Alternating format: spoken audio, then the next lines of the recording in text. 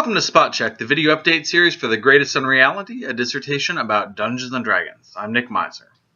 So I've been thinking about my previous video where I talked about open campaigns, and I realized that, as is often the case, I kind of completely missed the point. I got so excited talking about phenomenology that I forgot to talk about what prompted me to think about this topic, and that's the idea of historical reconstruction in the old school Renaissance. So what I mean by that is the interest in that community of trying to find out ways that our basic assumptions about the context of gaming have changed. So the open campaign is an example of that, and my first exposure to the idea was from James Malashewski, who pointed out that the meaning of campaign in the early 70s seems to have been closer to persistent world than to story arc, and that it wasn't necessarily tied to the exploits of a particular group of characters. And you can check out that link in the notes at the bottom here. But to give credit where credit is due, my open campaign is a field experiment of sorts that goes back to James's ruminations on the topic. Now, as I pointed out last time, these kinds of changes and understanding these changes can help make sense of things that seem odd about older styles of play, and also expand our sense of what is possible in play and story and experience of imaginary worlds.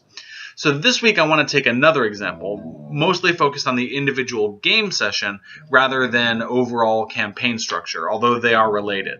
So to start with the confusing bit that I think the historical reconstruction helps make sense of, I'm going to take a reading from the Book of Gygax to the Dungeon Masters, page 37, Time in the Campaign. Now this is something that really confused me when I first read it and going back and trying to understand old school gaming. He says that you cannot have a meaningful campaign if strict time records are not kept. And that's in all caps. And then he gives this long example of players A, B, C, D, and E all doing different things at different times. And then in the middle of it, he says 4 actual days later, and it is best to use 1 actual day equals 1 game day when no play is happening. And so this was really confusing to me. How would that actually work? How would you organize your experience of an imaginary world such that it could make sense that 1 day in our world was 1 day in the game, especially given how dangerous dungeons are? And let alone, how would you do that? Why would you do that? And so that's the puzzle that I want to start with, and then let's shift gears, and I want to talk about the idea of leaving the dungeon at the end of the night and the 15-minute adventuring day, as it's called sometimes. Now, as with the idea of the open campaign, this idea of leaving the dungeon at the end of a session is something I first encountered in James Malashewski's blog at Grognardia, and I'll link to the article there, but I'd like to give a short excerpt from an interview I did with Tavis Allison back a few years ago, where he talks about the effects of that sort of social rule on their own play at his table in New York. So do you guys, in the red box, is it you get out of the dungeon at the end of each session most of the time? Yeah, there's a requirement that we don't enforce it. Like Jeff Rents has a table for like horrible dungeon deaths if you don't leave by the end of the session. We've talked about using that, but it's just kind of a social agreement that everybody has to pull back to a place of safety. And that gives the night's adventure a really satisfying pace. At the beginnings, everyone's cautious, and you're looking at, actually, we got to go home in an hour. Let's take some risks so we can get out with our treasure. And then that's completely kind of game external. Yeah, it's an agreement that we have as players that's not visible to the characters. So you'll note again that, like the idea of the open campaign from last week, this is something that happens at the social frame that affects the experience and the events of the in-game reality. So it again highlights that interplay back and forth there. But it does something else too, because Tavis talks about the rhythm of a session. Now, increasingly, I've come to think that although we often talk about theater and movies and even books as a metaphor for thinking about gaming practice, that sometimes those things are too hard for me to think about gaming with because they are so similar to gaming that I kind of get confused and merge them together in ways that they don't necessarily need to be merged. So I've increasingly started to try and think about music as a way of thinking about gaming. Now, I've argued before that old school D&D is not set up to produce what I'd call standard typographic plot arcs, and I still stand by that statement as far as on the overall campaign level and the types of stories that old school gaming is likely to produce. But if we look at an individual session that's structured by this social rule that Tavis talks about, we do see a little bit of something that might mirror that typographic plot arc of rising tension as the group delves deeper into the dungeon, followed by a climactic moment of they finally reach that encounter that's too much for them, and then a hasty retreat out of the dungeon. Almost sort of an inversion of the standard plot arc that instead of rising up and going down, you're delving down into the dungeon, then coming back out. So I think that that's interesting, but I'd also like to think about this idea of rhythm in gaming. The reason I like this concept of rhythm is that it leads me away from what I've come to consider sometimes confusing metaphors that we use to think about gaming. Film, theater, books, because those things are so similar to gaming, but they are different that sometimes I think they lead us into confusing parallels that don't necessarily exist. But this idea of rhythm leads me to think about gaming in terms of music. So let's think about this idea of having a standard form of going into the dungeon, increasing tension, and then a release at the end as the party escapes out of the dungeon. What that speaks to me, if I think of it in terms of music, is the idea of a musical riff. Like in blues, you have a standard 8-bar chord progression around which many songs are built.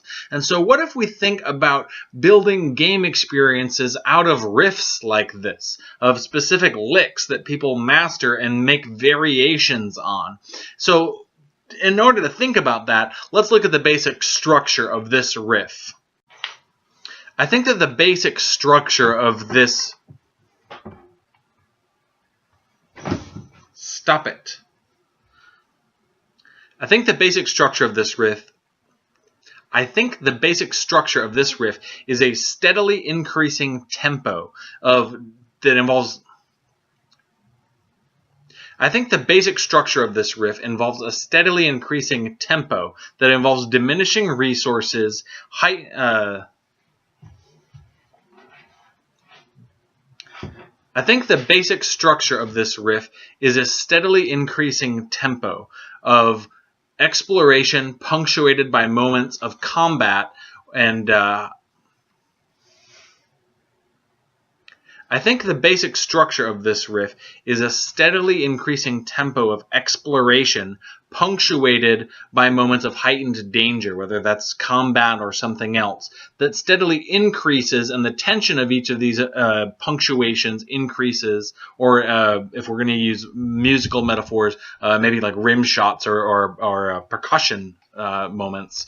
The tension of each of these increases over the course of the session as resources start to diminish. So if we're looking for genre in narrative comparisons, then we might say that it's closer to survival horror than a standard fantasy game. But the idea is that this tempo is steadily increasing over time, and the reason it increases is because of that driving pressure to get something done by the end of the night and to get out with the gold that Tavis described. So the basic structure of this old school riff is steadily increasing tension of alternating exploration and danger, marked by diminishing resources and usually ending in a crescendo of danger that leaves the party either fleeing for their lives or running away with the loot. So that's the basic form, and I think there are lots of variations, probably an infinite number of variations that can be built on that basic riff. But having identified it, next time I want to talk about a couple of those variations that I've seen that seem particularly effective or at least impacting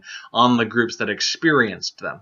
But that's for next week. For now, I want to return to the riddle at the beginning of the 1 day equals 1 campaign day in the game.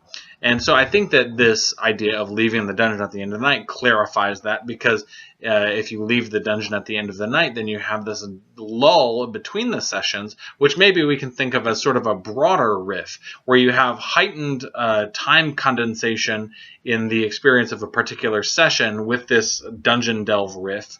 And then in between are these longer spread out moments where people are gathering resources and doing research and things. Kind of like how you might have a bridge or a lull, a low point in the music that's kind of just plodding and keeping pace before you delve back into a main melody again. So I think that that's an interesting way to think about gaming, thinking in terms of riffs and rhythms and melodies. And next week, like I said, I want to talk about the variants that you can produce on that basic dungeon delving riff. Thanks for listening. I'll talk to you next time.